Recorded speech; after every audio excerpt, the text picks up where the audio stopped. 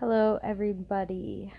Today I want to discuss victimization.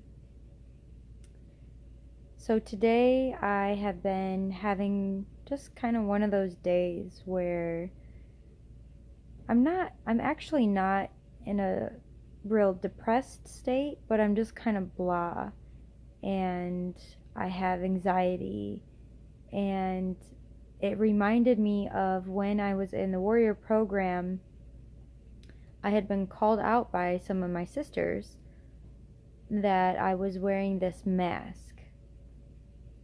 And I was so confused when this came up because I had put everything out there. I was very open about everything going on with me, everything I had gone through, all of it. I put it all out on the line, more than a lot of people did. And so I was confused. Like, what are you talking about? Normally you think of mask, you think of hiding in a way of in the same way that maybe a negative person puts on a positive mask. And so that's the way that I took it, and I was confused. I didn't know what they were talking about. Well, eventually I realized, after talking with them, digging deep within myself and talking to my husband also, I realized that yes, I was wearing a mask, but it wasn't a mask in the way that I thought of a mask.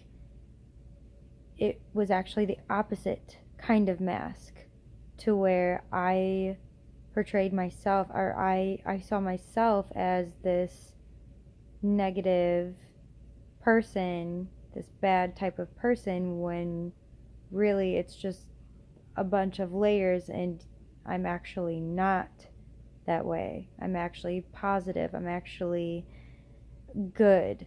But I just had caked on so many layers, and I was so self-destructive, and I had other things through growing up, my childhood, and just in general growing up, to where I became so confused in all of the chaos and self-sabotaging, that was who I identified as.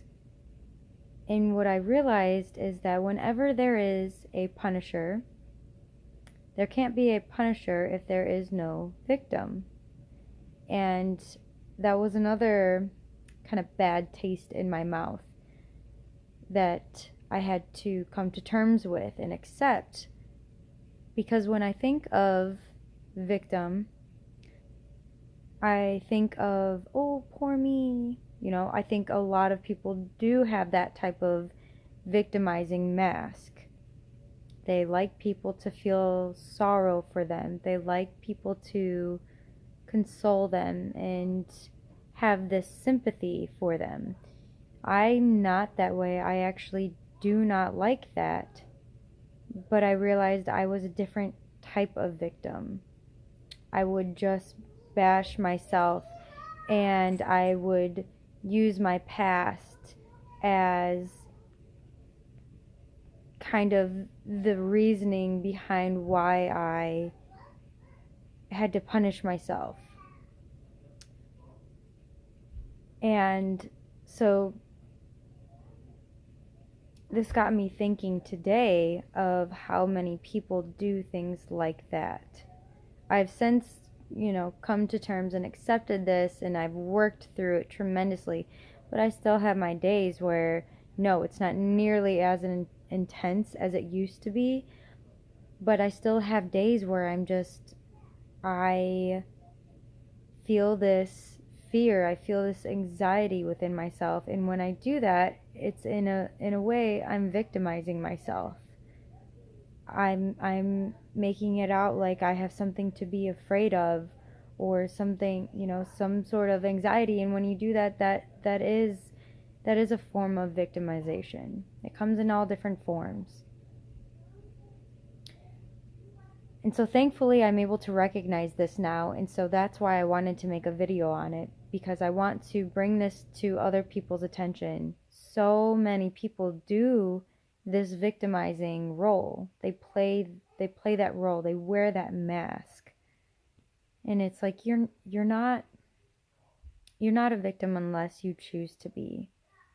Do you just wallow in your sorrows? Do you just constantly feel sorry for yourself because of maybe bad decisions you've made in the past, or maybe bad decisions other people have made that affected you in some way? Do you just hold on to that? Do you attach to that and identify as that? For whether maybe it's for attention, maybe you really are sad, but you're not working to get past that.